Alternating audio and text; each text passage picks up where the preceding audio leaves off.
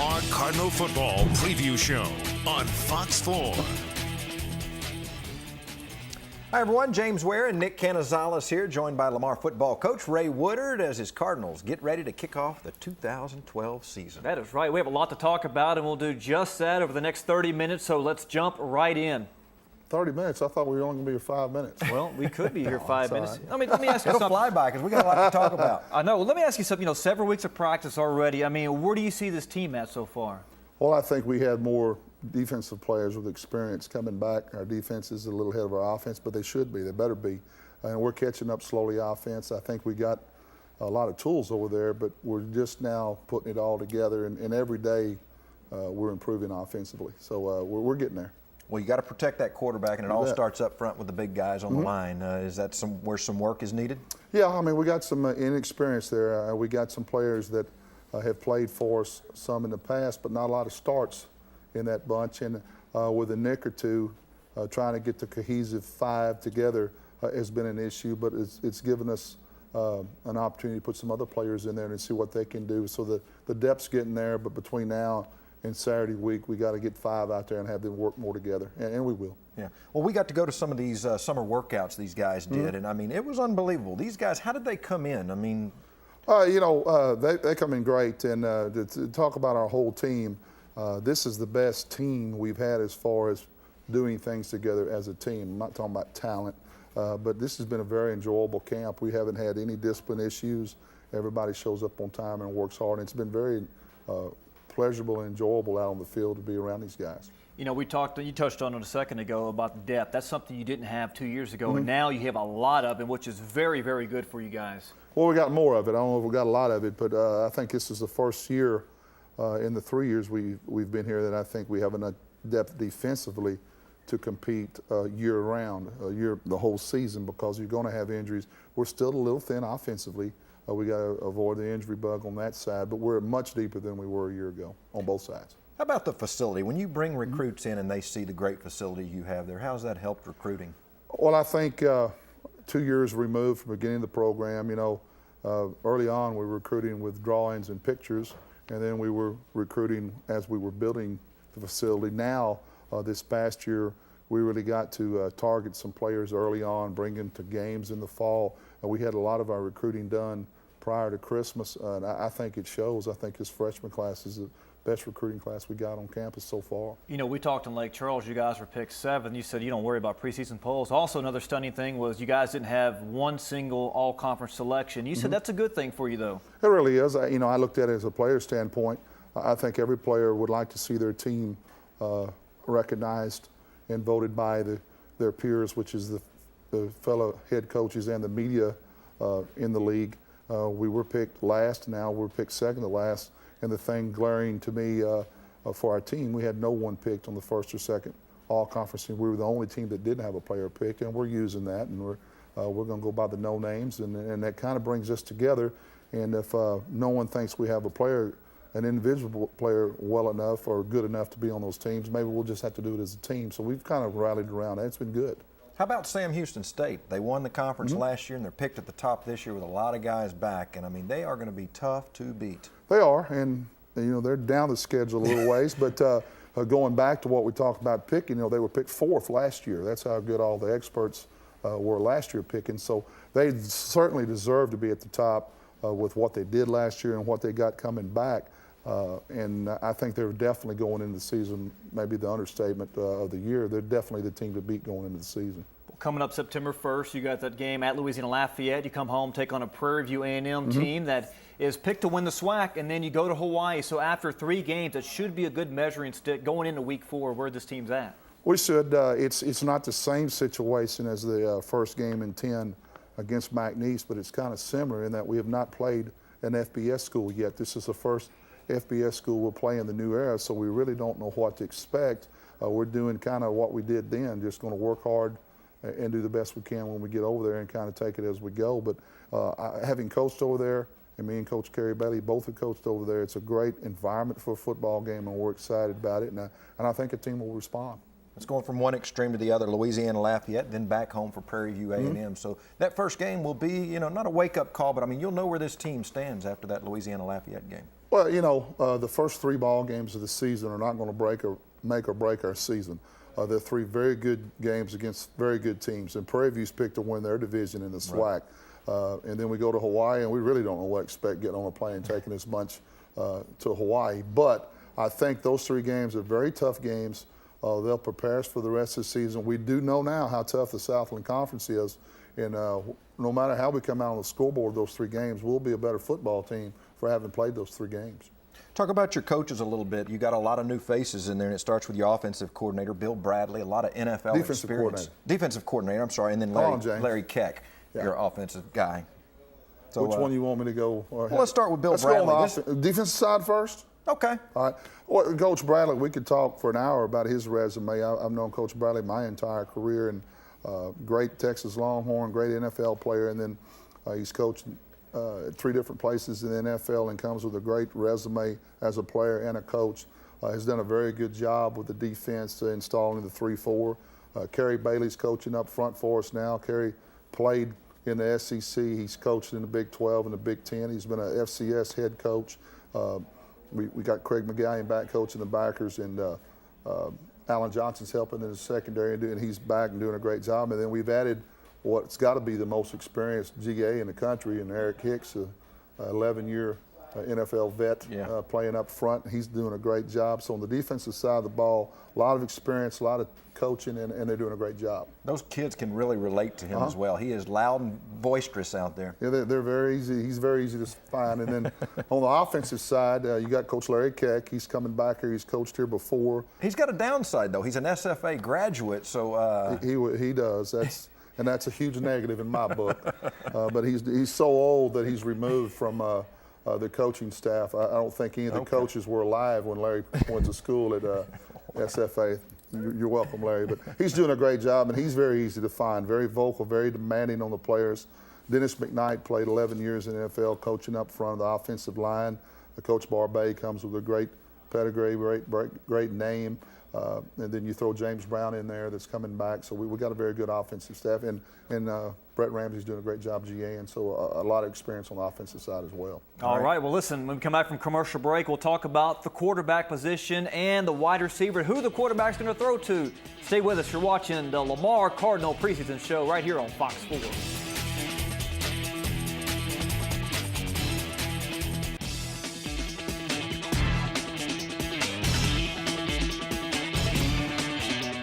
Stephen Murray Cisse, Fort Washington, Maryland, cornerback. Joseph Okafor, defensive end, Houston, Texas. There's a couple of the cards as they gear up for the 2012 season. Welcome back as we continue to talk Lamar football with Coach Ray Woodard. You know, he's not ready to name a starting quarterback just yet, but newcomer Ryan Masakowski has been taking most of the first-team snaps. Let's watch a story on the 6'4 gunslinger, and we'll talk about it after the QBs. Frisco Centennial High School has only been open for 6 years, but it already has its first big-time national prospect in Ryan Masakowski. Coming out of high school, Ryan Masakowski was one of the most sought-after recruits in the country. The 4-star athlete had many offers from schools in the Big 12, SEC, and Pac-12. The University of Kentucky won the Derby for the 6'4 quarterback, and as Masakowski would put it, his experience was simply awesome. Freshman year, I got to travel, so I got to go to some pretty cool venues and practice and getting the rest with the second team, and it was awesome. It was a big experience and something that I'm going to carry over to here, especially when we go play those big games and when it gets loud and crazy. It's just going to be another day for me. Masakowski left Kentucky after the 2010 season and transferred to Northwest Mississippi Community College, where he earned all conference honors. When Masakowski was looking to transfer after the season, former Lamar assistant Brian Maper made contact and brought him in for a visit. And as the old saying goes, the rest is history. He's done a good job for us coming in here and really just throwing everything into our program and being a part of us. And he's a natural leader, and the longer he's been here, the more that's come out. And players have kind of gravitated to him, and he's really fitting in well here at Lamar. What I like about him the most, he demands his huddle. Like, he going to put everybody in the right places, like, to be successful or whatever. And with the new running back coming in, that's a big help because he going to push me. I'm going to push him. You know, I'm looking for us to be a double-head monster. Like, hopefully we can get to a good start and, like, get this thing rolling when the season comes. The 6'4" quarterback was very impressive in spring workouts, then came up big in the red-white spring game, throwing a go-ahead touchdown in overtime. He says with the talent coming back mixed in with new recruits, the sky's the limit for this football team. I have really high expectations for this season, this upcoming season. Like I said, the coaching staff that we brought in as well is huge, and our weight program over the summer has done a phenomenal job getting us ready for camp, and so I'm setting real high. The bar's going to be set high from my standpoint. I know everybody else is. All right, there you have it. You ready to name him your starter yet? No, we're not ready to play. Well, we know who takes most of the first team snaps, so, I mean, what do you like about him? Well, you hadn't been at a lot of practices, James. He's not taking all the first team. Oh, I like everything you just said, his leadership, the way he takes command of the huddle, the things he does on and off the field for you, and then he brings the physical tools, obviously, to go with it. So he was a great pickup for us. He's going to be a very, very valuable asset to our program. Him and Caleb Berry, who's looked very sharp in Saturday's scrimmage. I mean, you got two guys, two juniors that have had experience before at the college level. Yeah, Caleb, sometimes when you throw one guy out there with the ones, the other guy goes with the two, it takes care of itself. The guy that goes with the twos kind of says, well, I'm the second team guy, and he kind of plays that way. Caleb has not done that. He's got the mindset of a first teamer. Yes, he has competed every day. He does do some things better than Ryan. And I feel very comfortable with both those guys. And as we've found out in years past, a lot of times we need more than one quarterback anyway. And so they complement each other very well. They work well together. We really don't have a quarterback controversy on our team because they're both working well with both units. So it's very good to have both those guys. Yeah, when you called on Caleb Berry last year, 3 games, he stepped up. I mean, against McNeese, 16 of 23, 69% of his passes complete for 150 yards against McNeese. And no matter how long, Lord willing, I get to stay and coach, and he played the fourth quarter on a broke leg, and that's something I'll never forget. Yeah. Well, talk about their targets they're going to be throwing to. J.J. Hayes is no longer here. A lot of new names. Marcus Jackson gone. So Kendrick Prezon gone. Josh Paldrill gone. So, yeah, we'll have some new names out there. Yeah, well, Kevin Johnson, transfer from OSU. You have Barry Ford, the only one with experience back. He had 10 catches, but you have a lot of guys that are fighting for jobs. It's up for grabs, and you have a mixture of older guys mixed in with a bunch of freshmen too. You know, got little Van Franks who's coming back. He's really the only senior on our entire receiving corps. Like Kevin's coming in, double alt. How do you say OO's name? Have y'all figured it out yet? I remember you call say him double alt. Yeah. But he's been a little nicked, and we hadn't really got to see what he did. But we got 3 freshmen that are very, very intriguing, and Michael Handy, Jace Nelson, and G. Gladney, and they're all 3 kind of scratching your head. I kind of went in to camp wanting to redshirt all 3 of those guys. I don't know if we're going to be able to afford to do that because they're all 3 contributing and doing a lot of good things. Hey, listen, they have a nice set of security blankets at tight end, and you know, I know one of them, I can't remember his name, the big 6'7", looked like a gigantic Corey Soto. Basketball player. I mean, 2 big targets, which you always want to have as a security blanket. I always like it when we got receivers I have to look up to in practice. I always like that. All right, that's the quarterbacks. When we come back, we're going to run to the running back section. We'll do that right after this break. Stick around.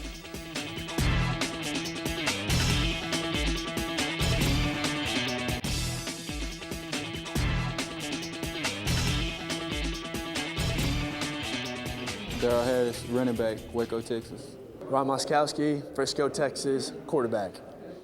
Well, welcome back to the Lamar preseason football show with head coach Ray Woodard, and we'll move right along to the running backs, a spot that needed some help after the first season, but has steadily gotten better. Yeah, and on paper, this season could be the best yet with the talent they've brought in. Let's take a look at the running game.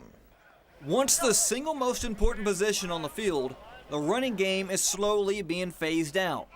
Gone are the days of the workhorse running backs getting 300 carries a season like Emmitt Smith and Barry Sanders. They've been replaced by the new era of running back by committee.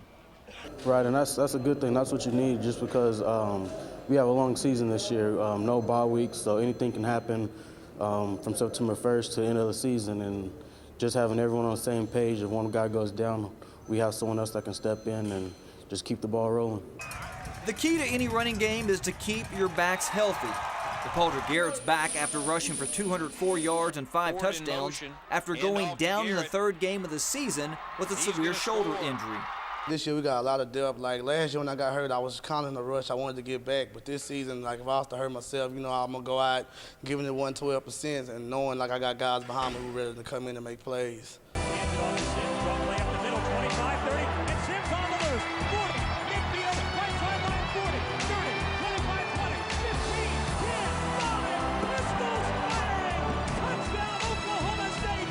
The guys behind him are an exciting group led by Oklahoma State transfer Herschel Sims. Sims posted 2 100-yard games last season and averaged an eye-popping 7.8 yards per carry. I'm willing to do whatever it takes just to help this team win. I'm not looking for a certain amount of carries or anything like that. Just however the coaches feel, the best way just to get me the ball, just to get the ball in my hands, and just whatever it takes. Also, some of the youngsters are starting to catch Coach Woodard's eye as freshman running back Darrell Harris from Waco High School and Desmond Richards from Magnolia West are making a name for themselves. We was very excited about signing both of them, and they're competing. We kind of wanted to redshirt both of them. They're not wanting to do that. They're wanting to get on that plane and go to Hawaii. They want to play this year, and they're out here competing, and they'll catch your eyes. And they both do some things that it really makes you go, wow. And Woodard hopes those are just some of the pieces to a championship puzzle. All right, there you go. What do you do now? You got some a two-headed monster in the backfield, so to speak, and you kind of play? Yeah, you do. And then all of a sudden, those 4 guys we've talked about, we got another guy, P&G's going, wait a minute, I'm Caleb Harmon. I've been here 3 years, and I'm not going to want to watch these guys run. And he's had a good camp. And he'll do the tough things, the dirty things, and he'll do whatever he needs to do to get on the field. So we got a very, very good problem back there. We got a lot of talented players that want the football, and they're very unselfish. They'll block for each other, and wouldn't be surprised if you saw more than one of them on the field at the time. I was going to ask you, because how do you distribute? All these guys are electric, and they all want the ball. And how do you distribute, the ball to them? And like you said, you want the best 11 guys on the field at one time. Well, it's true at anything. Competition makes you better, and we got a lot of competition at tailback right now, and they're all competing, and they're all doing a very good job right now. Well, Herschel Sims, just talk about how all this came about, and you got him from Oklahoma State. This is a guy who was on his way as a freshman, got some playing time at a team that won the Big 12. Yeah, well, we had DePaudrick and Caleb coming back. We wanted to upgrade that position or get some more depth at that position, so we went out and signed what I think are very 2 talented freshmen. We didn't know at that time a guy like Sims would be available, and he's been well documented. Everybody knows about him coming here, but we've had some success with transfers. We've had a transfer or 2 that didn't fit in. He's done a great job of just coming in and saying, I just want to be a Lamar Cardinal. I want to be like everybody else. And you really won't know. He hadn't been here 3 or 4 years if you don't ask, because he's been a great teammate. Like you said, the big thing is the depth, because we saw DePaudrick go down, we saw Vincent go down, and it was almost like just a big running back by committee. But like you said, what Herschel was talking about, they don't care who gets the ball and who gets the glory. They just want to win a championship. Same way, I don't care which running back carries across the goal line as long as we score. And that's what it's all about. Well, as a coach, it's difficult making these decisions. What's your view on second chances for players?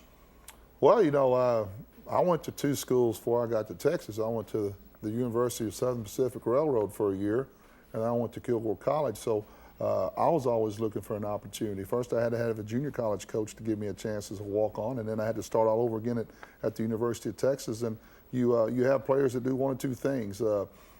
They don't take advantage of the opportunity, and they kind of fall back into maybe a mistake or 2 they were making earlier, or sometimes they're very grateful and very thankful, and they make the most out of it, and that's what we want to get done here.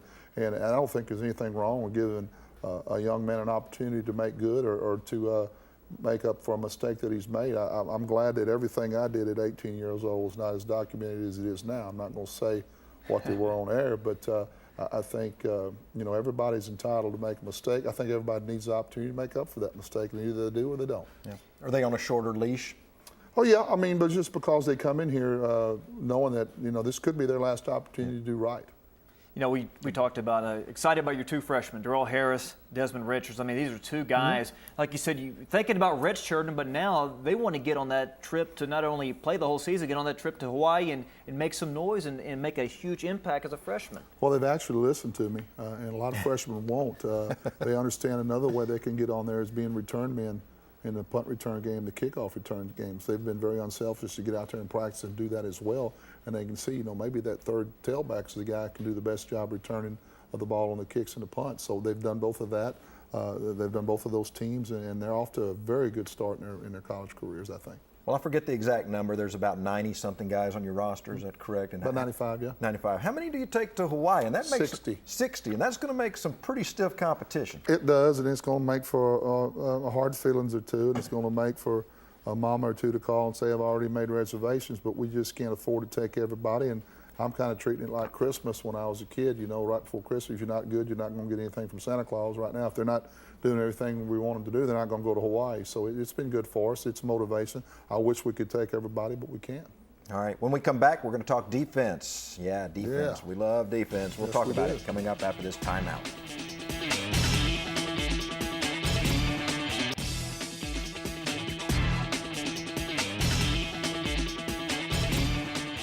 Herschel Sims, running back, Abilene, Texas. Alex Bourne, kicker, Westlake Village, California. Jesse Dixon, defensive end from Kaduna, Nigeria, and Mr. Shia. Jesse's from Alief Elsik. You know, just don't let him fool you there. But his folks are from over there. Jesse. All right, let's keep talking football then. We'll go with the defensive side. Coach Bradley's come in. He's shaking things up a little bit on that defensive side. He's going to go with that 3-4 defense. He likes those 4 linebackers back there. Well, I'm going to toot my horn. I'm a pretty good recruiter. I've known Coach Bradley my entire coaching career. He actually was helpful to get me to University of Texas when we got time for that story. But he called to recommend Kevin Barbay for a job. Kevin was GA and at Bailey was there, and I said, that's all well and good. I may hire Kevin, but I want to hire you. And he came down. I recruited him. First thing he did, he said he wanted to put in the 3-4. I ran the 3-4 in NFL Europe for 2 seasons, and I went straight to Wade Phillips, and he gave me a copy of his playbook. It was a watered-down version because we couldn't do as much, but when Bill opened it up, it was all the same terminology. I didn't really have to learn anything new, and Bill's come in, along with our coaching staff, has done a great job of installing the 3-4. It really fits our players. There's more movement to it, more attacking, and they've really taken off, and they've had a very good camp with it, and I'm very proud of the progress they've made. You know, I love the 3-4 because you're able to stand up and see the field and get a start. You know, besides with your offensive lineman down, you know, on down under center, and you have to pop up, so that you get some a quicker start and off the line. Those 2 outside linebackers also. Well, you got more guys standing up. You can bring people from more places. I think it gives offenses a little more to work on protection-wise when they're trying to throw the football. You don't know where people are coming from, so it's been very good. Now, as long as we're confusing the offense, not confusing ourselves, that's the key to it. But it's really fit our players. Our players have really taken to it. It's really been a good fit for us. Well, we love our local guys, and what this does for Blake Chavis and Marcus Malbrough, 2 Westbrook guys, defensive ends, they're going to be now made into linebackers. They are, and the thing about the 3-4 that makes it really go is your outside linebackers have to be able to rush the passer. Now, these guys have been playing down. They really already come with a lot of experience rushing the passer. They're learning how to drop and cover, and they've done a good job with it. So now we got 2 guys on the outside. They're just not little guys rushing off the edge. They're guys that know how to rush the passer, so you don't know which one's coming or both of them's coming or they're both dropping, and it's really created some problems for our offense. And lots of team speed at the linebacker position, which you have to have. Exactly right, and depth. We got more than just them 2. We got some guys we can roll in and out of there and keep them fresh, and that's been good for us. Talk about Blake Chavis a little bit. He's very vocal out on the field. He loves getting into the game. He just loves the game of football, I think. Well, God's pretty smart in what he's done. I wanted a son, and I never had one. And tell me Blake is your son. Well, Blake's had a lot of growing up to do since he's been here, and I've tried to help him with that. And I think early on he didn't see it that way. He is really matured and developed into a young man that we're all proud of, and he has really put a lot into this summer. He wants to have a great senior year. He wants to go out with a great season, and he has worked as hard or harder than anybody we got on our team in this camp. And he's in for a really big breakout season for us. I'm going to say that right now. Talk about this D-line. You have Jesse Dixon, Adrian Dorsey, newcomers Joe Okafor, and your freshmen. I mean, this is going to be they were telling me they can rotate a lot of people and keep everybody fresh throughout the game. Well, you got 3-year vet Mark Merle in there, and also John Prescott that's a senior at the nose, and and David Holyfield for a freshman is really playing well. So we got a number of young men that can come in and play. And again, we just talked about 6 guys, and you're only going to put 3 of them on the field at a time. So we got some guys we can roll in and out. And we got to talk about the disappointing news, Anthony Beard, too. Yeah. I mean, that was hard. A linebacker from Very Lumberton, hard. and expected big things from him this year, and it's that same knee he's had problems with. You know, and I had my knee done twice in 6 months, not to the severity of his. Mine was only cartilage damage. These are ligament damage type. He's going to be operated on Friday again, and we'll have to see from there. But a young man that was not only a good football player, a great leader, and a great person, and somebody that we hope can recover and play again for us. All right, well, after this break, we'll talk special teams with head coach Ray Woodard. Stay with us.